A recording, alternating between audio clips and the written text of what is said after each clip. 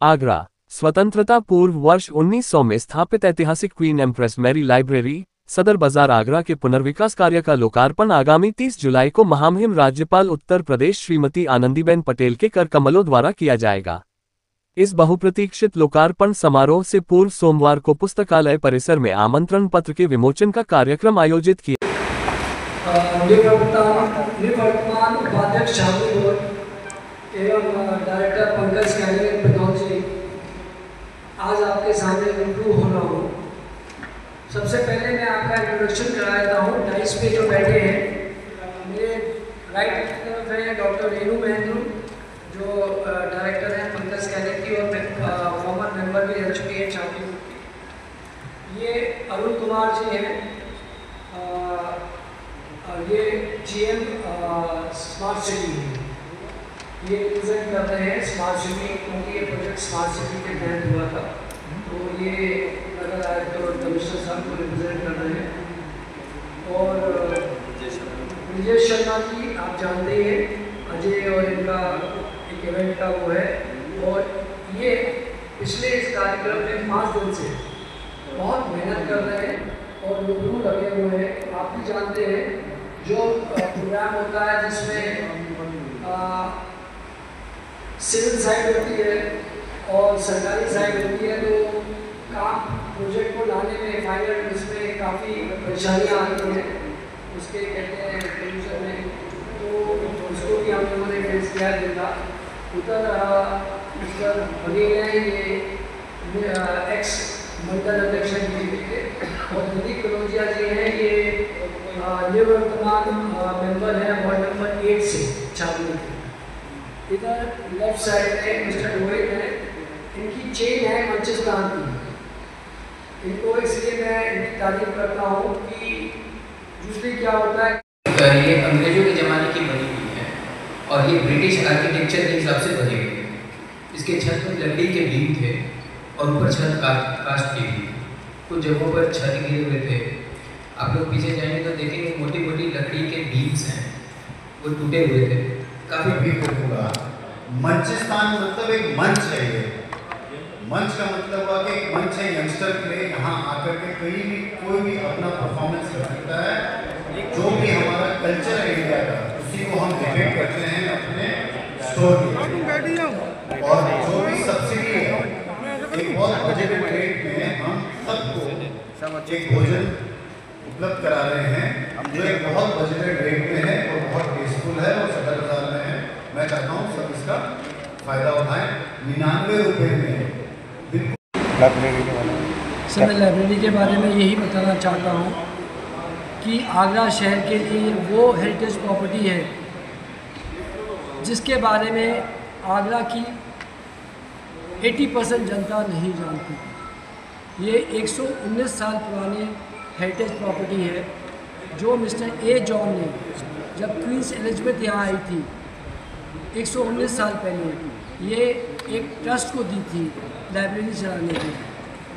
वो ट्रस्ट में basically Christian लोग थे जो इसको चलाते थे लाइब्रेरी, और धीरे धीरे गवर्नमेंट ने इसमें एक कमेटी बना दी इस ट्रस्ट में, जिसके चेयरमैन कमिश्नर साहब हैं, जिसके मेंबर्स हैं डिस्ट्रिक्ट जज, उनका रिप्रेजेंटेटिव DM या उनका रिप्रेजेंटेटिव और सिटी मजिस्ट्रेट, और इनवाइटी में समाज के सारे अच्छे लोग बुलाए जाते थे, सोसाइटी के, आर्मी के लोग बुलाए जाते थे, कैंटोनमेंट के लोग बुलाए जाते थे।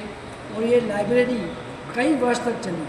लेकिन आप भी जानते हैं, जैसे कि इंसान की एज है 80 साल की, 70 साल की और 100 साल की, इस प्रॉपर्टी की भी 70-80 साल बाद हालात इतनी ख़राब हो गए कि यहाँ पे पूरी बिल्डिंग का डैमेज हो गया और खंडर बन गया, और जो यहाँ क्रिश्चियन इसको चला रहे थे वो भी, उनकी भी डेथ हो।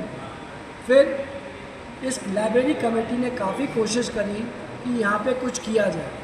कई कमिश्नर आए चले गए, लेकिन पिछली बार ऋतु महेश्वरी मैडम जो कमिश्नर आगरा थी, उन्होंने ठान लिया कि मैं यहाँ पे इस लाइब्रेरी का रीजेनरेशन करूँगी।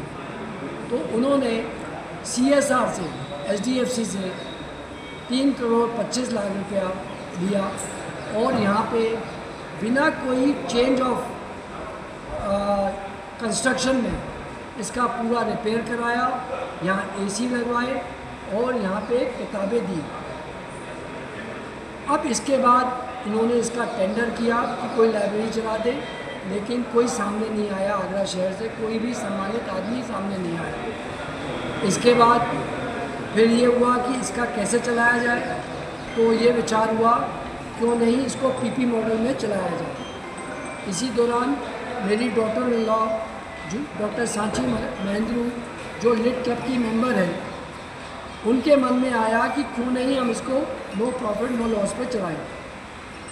जब उनको अप्रोच किया लाइब्रेरी कमेटी को और स्मार्ट सिटी को, तो उन्होंने कहा हम उसको ऐसे नहीं दे सकते, हम एक टेंडर करेंगे। उन्होंने इस टेंडर को 2 बार किया, जिसमें बुक स्टॉल था, कैफ़े था और बाकी चीज़ें थी जो मैं आपको पहले बता चुका हूँ।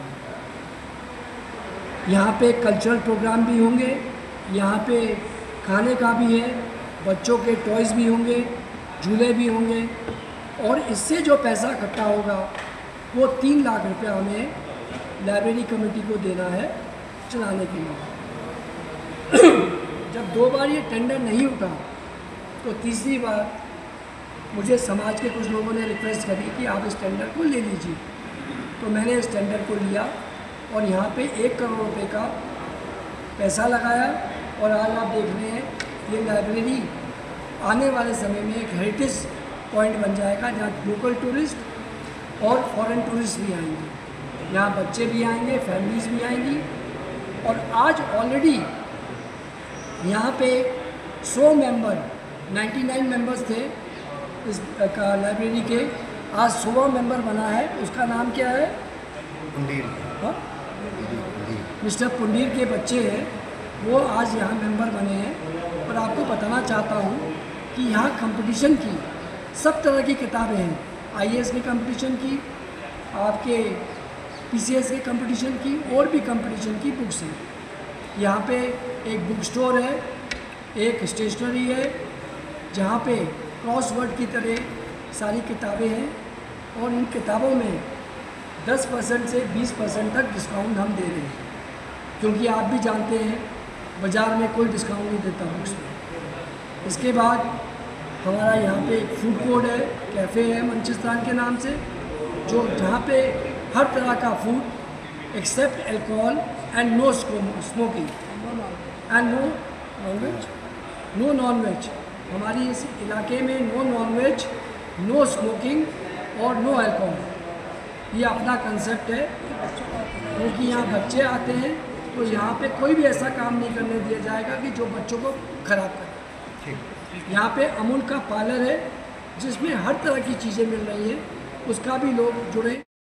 इस लाइब्रेरी का उद्घाटन मैं राजपाल जी से मिला था, बेबी रानी मौर्य जी के साथ। उन्होंने जब लाइब्रेरी के बारे में सुना तो उन्होंने कहा कि मैं आगरा में आके इसका उद्घाटन करूँगी। और उन्होंने हमें 30 तारीख को 5 बजे का टाइम दिया है, 5:30 बजे का टाइम दिया है। मेरे को जनता से आग्रह है, जो हमारे गेस्ट हैं, कि वो 4:30 बजे तक यहाँ पे सीटेड हो जाएं, जिससे कि उनको कोई भी सिक्योरिटी में प्रॉब्लम ना हो। Pankaj scanning and pathology research centre की डायरेक्टर, जैसे कि आप सबको मालूम ही है कि इस लाइब्रेरी के रख रखाव की जिम्मेदारी Pankaj scanning and pathology research centre ने ली है। तो उसके नाते मैं आप सबको बताना चाहती हूँ कि डॉक्टर साहब ने आपको लाइब्रेरी की पूरी हिस्ट्री बताई हुई है और इसका किस तरह से इसका ऑपरेशन होगा। अब ये है कि आप लोग एज अ पत्रकार आप लोग का दायित्व बन जाता है कि आप उसको इतनी पब्लिसिटी कीजिए कि जनरल पब्लिक को मालूम चले कि इतनी अच्छी जगह आप अभी इस समय तो आज छुट्टी है, मतलब छुट्टी का माहौल है, जैसे रोज़ के दिनों में बच्चे यहाँ पर आते हैं, देख के इतना अच्छा लगता है, इतना माहौल अच्छा है। उनके पढ़ने के लिए किसी कंपटीशन की तैयारी करनी है तो शांति से बैठ के आराम से वो पढ़ सकते हैं। अंदर सारे रूम्स बने हुए हैं, जैसे ई-लाइब्रेरी है, तो उसके बाद इतनी सारी बुक्स को वो ज्वाइन कर सकते हैं। जो भी बुक्स खरीद नहीं सकते तो ई बुक्स को बैठ के पढ़ सकते हैं। बहुत अच्छा माहौल है, कंप्यूटर्स हैं, तो इसकी फैसिलिटी को अवेल कर सकते हैं। और इसका जो चार्जेस रखे हैं गवर्नमेंट ने वो बहुत कम है, 1000 एक साल का। तो आई थिंक वो तो बहुत ही न्यूनतम रेट है। और साथ में यहाँ पर हमारे पास बाहर गार्डन है, तो उस गार्डन में जैसे एक्टिविटीज़, जैसे कोई भी लिटरेचर से संबंधित कोई कल्चरल एक्टिविटी से किसी की बुक लॉन्च करनी है, किसी को कोई कल्चरल इवेंट करना है तो वो यहाँ पर कर सकते हैं। बहुत अच्छा माहौल है और यहाँ पे जितना भी खाना है वो पूरा वेजिटेरियन है, क्योंकि ये एजुकेशन हब है, तो कोई अल्कोहल नहीं है, कोई स्मोकिंग नहीं है, कोई नॉन वेजिटेरियन नहीं है, सब कुछ सात्विक है। तो हम चाहते हैं ये प्रमोट हो, ये नया कॉन्सेप्ट है आगरा के लिए। तो